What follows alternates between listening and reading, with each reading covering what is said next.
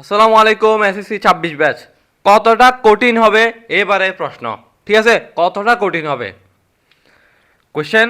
যতই কঠিন হোক না কেন, কিছু সংখ্যক স্টুডেন্ট দেখবা 1220+ নাম্বার পেয়ে আসতেছে। কেন তারা পাচ্ছে?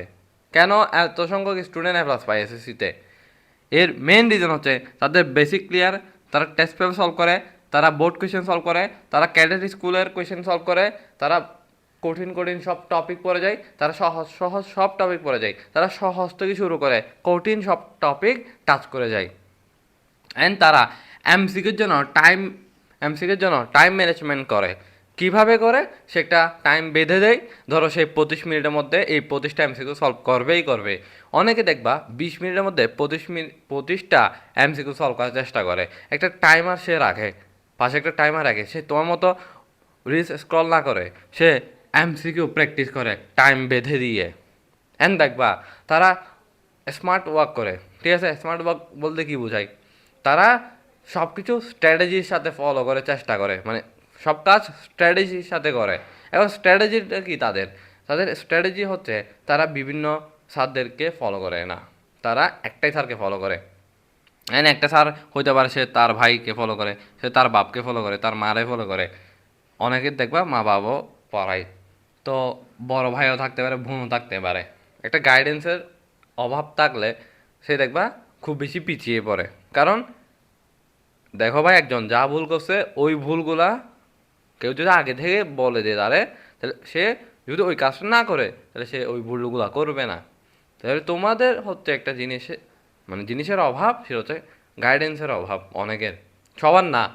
আবার অনেকে গাইডেন্সের অভাব নাই, কিছু নাই, সব আছে তার, 4টা স্যার রাখে তার জন্য। ঠিক আছে, কোচিংয়ে পড়ায় আবার তারে, তাও সে ভালো করতেছে না। দিন শেষে প্র্যাকটিস প্র্যাকটিস খুব বেশি প্রয়োজন। তুমি যদি প্র্যাকটিস না করো কিছুই হবে না। যতই গাইডেন্সের মধ্যে থাকো, যতই টেস্ট পেপার না সলভ করে ক্লাস দেখো, তোমরা অনেকে পরীক্ষার আগে দেখবা 14 ঘন্টার একটা ক্লাস দেখে যাবা, ফিজিক্সের 14 ঘন্টার একটা ক্লাস দেখে যাবা।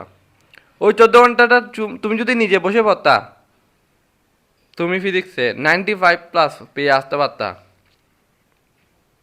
জাস্ট একটু ধৈর্য সহকারে নিজে পড়তে হবে। কোনো ক্লাস দেখা যাবে না, এই মুহূর্তে ক্লাস দেখা মানে বিষ খাওয়া। দেখো ভাই, তুমি একটা জিনিস খেয়াল করো, তোমার সামনে একজন জাস্ট বুঝে যাচ্ছে, আর তোমরা একটা কাজও করো না। সেটা হচ্ছে যে যখন স্যার পড়াচ্ছে তোমরা তখন নোটই করো না, বলো স্যারে পিডিএফ দিবে, পিডিএফ দেখে যাব। পিডিএফটা মোবাইলে থেকে যায়, মাথায় আর থাকে না। মাথায় হাত থাকবে না তো এগুলো কখন কেমনে থাকবে? তোমাদের অনেকে আমাকে মেসেজ দিচ্ছ যে ভাই আমি অনেক অমুক স্যার অনেক গট অফ ফিজিক্সের ক্লাস দেখছিলাম, কিন্তু আমার এখন তো মাথায় কিছু নাই। অনেক টপিক আমার এখনও অগোছালো হয়ে আছে, অনেক টপিক ক্লিয়ার না। ওই যে তুমি ক্লাস দেখছিলা, নোট করো নাই, নোটগুলো প্র্যাকটিস করো নাই। ক্লাস দেখলে হয়তো তুমি যদি এগুলো প্র্যাকটিস করতা, প্র্যাকটিস তো করো নাই, খালি ক্লাসটা দেখছো। জাস্ট একজন ধরো বম করতেছে, তুমি খালি বম বলে দেখছো। মানে রিলস যেমন দেখতে থাকে, টাইম লিমিট ছাড়া রিলস দেখতেছে। মানসিক প্রতিবন্ধী এরা হচ্ছে কি? এরা প্রতিবন্ধী না, এরা হচ্ছে রিলস প্রতিবন্ধী। এই প্রতিবন্ধীর কাজ কি? শুধু রিলস স্ক্রল করা, এর জীবনে আর কোনো কাজ নাই। 24 ঘন্টার মধ্যে 12 ঘন্টা সে রিলস দেখে। সে নাকি আবার ভাবে 1220 টার্গেট করে নাম্বার পাই আসবে, পাবা না। বেসিক সবসময় ক্লিয়ার রাখতে হবে। এখন অনেকে বেসিক ক্লিয়ার রাখতে পারো নাই, সেক্ষেত্রে তারা টেস্ট পেপার সলভ করো ভাই। টেস্ট পেপারের যে গুরুত্বপূর্ণ কোয়েশ্চেনগুলো সব আছে, তোমরা একদম যারা কিছু করো নাই তাদের কথা বলতেছি। যারা তো করছো তারা আমার কথা শোনার দরকার নেই এই মুহূর্তে একটা 5 মিনিটের ভিডিও দেখা মানে অনেক মহাপাপ, অনেক বড় মহাপাপ করে ফেলছো। কারণ ওই সব 5 মিনিটটা তুমি যদি 5টা এমসিকিউতে টাইম দিতা, তাহলে আমার মনে হয় অনেক ভালো কিছু করতা।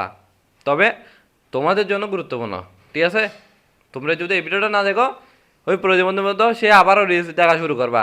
খারাপভাবে বলবো, বলবো, কারণ এখন সময় নাই তোমাকে নরম ভাবে বলবো, সাধু এসে গেছে এখানে, তোমার কিছু বয়ান দিলাম শেষ না ভাই, হবে না তো। Basic test paper board question, যদি কঠিন কোয়েশ্চেন সলভ করতে চাও ক্যাডেট স্কুলে সলভ করো, কারণ ওই টপিকগুলো হচ্ছে কঠিন কোয়েশ্চেন আর কি। ক্যাডেট কলেজে কারা পড়ে? যারা ধরো টপার শ্রেণীর একাংশ, তারাই তো পড়ে, তোমার তো তার হাবা গুবারা ওইখানে পড়বে না। সো যাই হোক, work hard, not smart. Smart স্মার্টভাবে করার দরকার নাই। এখন স্মার্ট মারাতে গিয়ে ভাই কি স্মার্ট ওয়ার্ক হয় একটা হার্ড ওয়ার্ক। কেমনে জানো? যে হার্ড ওয়ার্ক করে সে কাজ করতে করতে বুঝে যে কোন পদ্ধতিতে করলে ভালো হয়। তুমি জীবনও ওয়ার্ক মানে হার্ড ওয়ার্ক করো নাই, তুমি আবার স্মার্ট ওয়ার্ক করতে যাচ্ছ। তোমার মতো থার্ড ক্লাস আর আসে নাই বাংলাদেশে, পৃথিবীতে। So work hard, not smart. Smart তোমার জন্য না, সবার জন্য স্মার্ট ওয়ার্ক না। যে হার্ড ওয়ার্ক করে সেই স্মার্ট ওয়ার্ক করতে পারবে, কারণ সে বুঝবে কোন জায়গায় যাইতে হবে, কীভাবে পড়লে মনে হয় না এটা আসবে।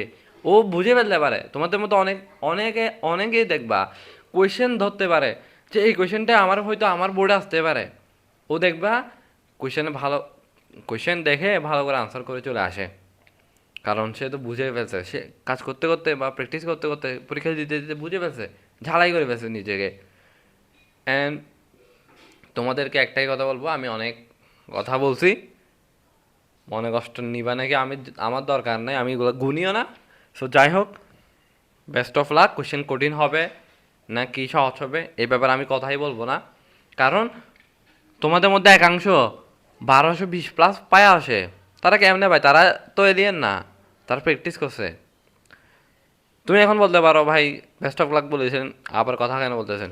আমার লাস্ট কথা এটাই, একটাই কথা আছে, এটা শুনতে হবে তোমার। দেখবা তোমাদেরকে অনেকে ভয় লাগিয়ে অনেক প্ল্যাটফর্ম আছে, বেকারি, ফ্যাটর্স, একাডেমি, অনেক আছে।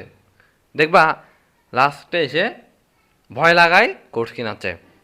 তাদের মতো নিম্ন শ্রেণীর মানুষ এই পৃথিবীতে নাই। এরা হচ্ছে ব্যবসায়ী, ব্যবসা করে। তুমি বলতে পারো ভাই আপনি তো থামমেলে এমন কিছু দিচ্ছেন, আমি এখানে একটা কিছু বলছি যে আমার কোর্সটা কিন, বলছি ব্যবসা করতে আসছি, জাস্ট বলতে আসছি বড় ভাই হিসেবে দায়িত্ব নিয়ে বলতেছি। একটা জিনিস, ওইসব থার্ড ক্লাসদেরকে ফলো করবি না, ওইসব থার্ড ক্লাসদের ক্লাসই দেখবি না। এখন ক্লাস দেখার টাইম না তো, এখন মেন টাইম হচ্ছে যে প্র্যাকটিস করার।